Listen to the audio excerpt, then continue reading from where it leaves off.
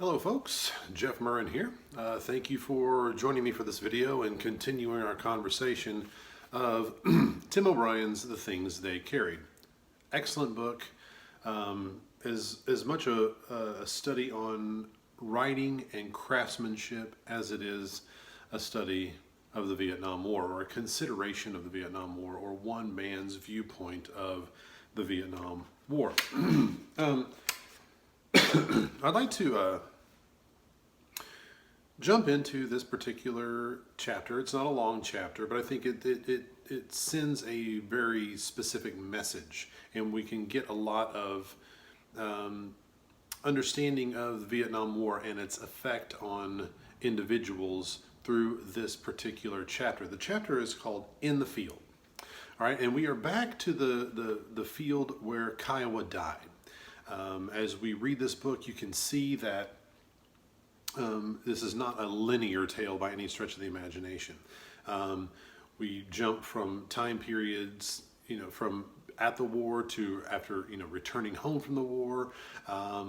We might view a scene over here on one particular chapter earlier in the book, and then we reconsider it from a different perspective.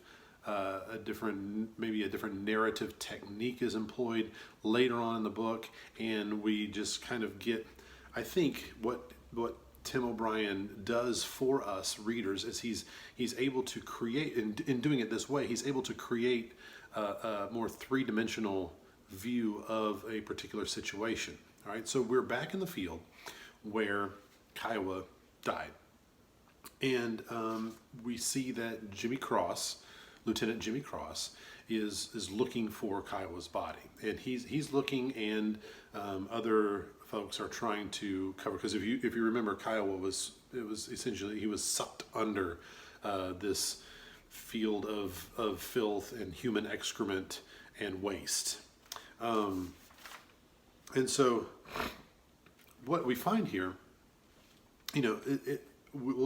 we see throughout the book, and we'll see more as we continue to go through, the struggle to try to have closeness with the people in your platoon.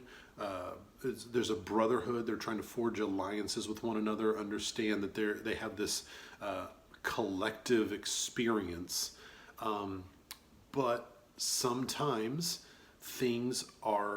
they have to remain impersonal, or the soldiers themselves, for self-preservation purposes, have to make things impersonal, or they're trying to keep things from being impersonal. So there's always this struggle between kinship and keeping things at arm's length. Okay, and both of them seem to be survival techniques for the soldiers that they just need to employ at different times to be able to continue to deal with what it is that they're dealing with, the harshness and the surreal nature of war. All right, so on page 156 in my version, towards the bottom, about 4 lines up, we see the filth seemed to erase identities, transforming the men into identical copies of a single soldier, which was exactly how Jimmy Cross had been trained to treat them, as interchangeable units of his command. There we see that impersonal way. So they're going back to look for a fallen soldier, to find him, to retrieve him, to send him off, to give him his proper burial, which is a very intimate and specific and unique thing to offer somebody. Yet at the same time, Jimmy Cross is looking at everybody as if this is just another cog in the system, all right? And he's been trained to do that, and he has to do that to be able to maintain any kind of sanity is probably not the right word, but to try to to keep it to where he can move on and continue the war efforts for his platoon in a certain direction. Okay, we learn a lot about Jimmy Cross here. I don't want to say a lot, but I think these things that we do learn about him are significant. All right, I'm on page 160. after that break there on page 160, about 4 lines down into that, it says, in a funny way, it being the field, reminded him of the municipal golf course in his hometown in New Jersey. A lost ball, he thought. Tired players searching through the rough, sweeping back and forth in long, systematic patterns. He wished he were there right now, on the 6th hole, looking out across the water hazard. I think that's a little ironic, the water hazard. That fronted the small, flat green, a 7-iron in his hand, calculating wind and distance, wondering if he could reach instead for an 8. A tough decision. But all you could ever lose was a ball. You did not lose a player, and you never had to wade out into the hazard and spend a day searching through the slime. All right, so he's remembering that, the way he loved to pass his time. However, he's noticing that while there are some similarities to that activity, that pastime, that sport that I enjoyed, there's similarities here, but yet, oh my God, the differences are immense. We learn a little bit more, and I think this is significant too, because we see that Tim O'Brien, the narrator here, and Jimmy Cross are kind of they have some similar views and in a similar boat when it comes to this war. The immediate paragraph right after that, it says, Jimmy Cross did not want the responsibility of leading these men. He never wanted it.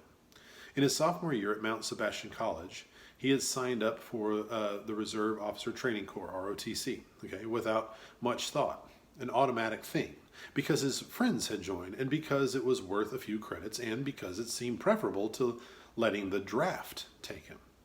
He was unprepared, 24 years old, and his heart wasn't in it.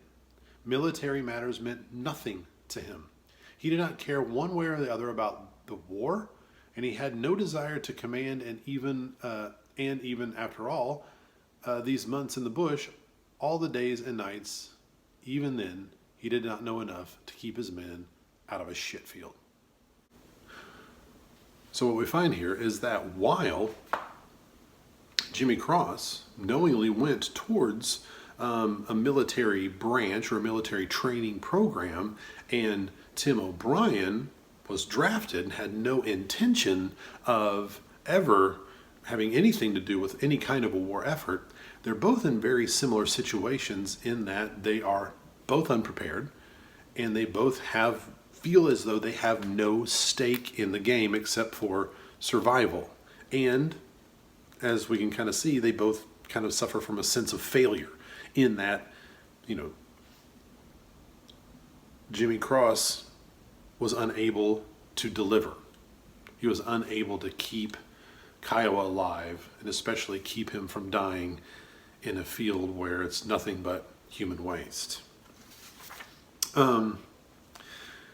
We learn of Mitchell Sanders. We kind of see the story of how Kiowa did come to his end. All right, and the blame that Mitchell Sanders holds, because Mitchell Sanders feels that it was his screw up that led to Kiowa's death. All right, and this screw up all centers around a picture of Mitchell Sanders's girlfriend. All right, and I want you to remember, because remember, this whole thing is the things they carried, and this particular picture of Mitchell Sanders' girlfriend was one of the things that he carried into the war. Okay, so that's, I think, is significant. All right, I'm on page 163. That second full paragraph there, he says, he pictured Kiowa's face.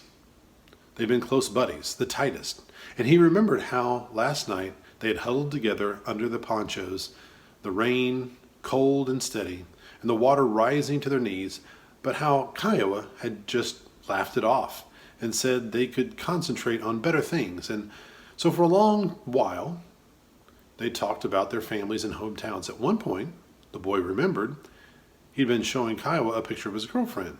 He remembered switching on his flashlight, a stupid thing to do, but he did it anyway.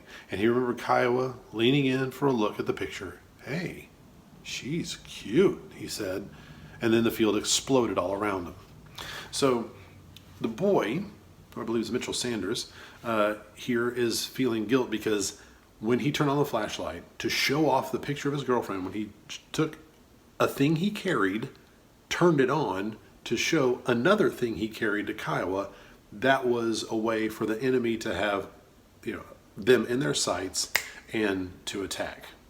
And so he feels that if I hadn't turned on the light, they would never have been able to find us, and they never would have attacked us, and Kaya would still be alive. So there is now no more picture of his girlfriend that he has, but he's instead carrying the emotion of guilt. But watch this. I talked about this, the impersonal, personal type of thing. All right. The next page, 164, about midway through that second paragraph, said, later, he'd find himself lying on a little rise, face up, tasting the field in his mouth, listening to the rain and all the explosions and bubbling sounds. He was alone. He'd lost everything. He'd lost Kiowa and his weapon and his flashlight and his girlfriend's picture. He remembered this. He remembered wondering if he could lose himself. And I think this is linked to a sentiment on the next page, 165, towards the very bottom. He felt some pity come over him. For a moment, the day seemed to soften. So much hurt, he thought. He watched the young soldier, this is Jimmy Cross here. He watched the young soldier wading through the water, bending down and then standing and then bending down again, as if something might finally be salvaged from all the waste. What Jimmy Cross discovers is that Mitchell Sanders, the boy, he's not really searching at all for Kiowa. He's searching for that picture of his girlfriend. That's what he's hoping that he can salvage from this war, is that picture. All right? And so Kiowa's gone. Never going to bring him back. So maybe he can bring back that picture. Maybe that photo of his cute girlfriend is something that he can salvage from this, because they're unable to salvage Kiowa's life. Okay, so we see this interaction here between the personal nature that we all have and how at times we have to push things away and we have to separate and we have to keep things at arm's length for our own, sometimes for our own good, and sometimes when that seems the only option that we have. All right, so I thank you for your time here in looking at this particular chapter of Tim O'Brien's The Things They Carried. There is more to come, and so I want you all to keep reading and keep enjoying this great book. All right, happy reading, everybody.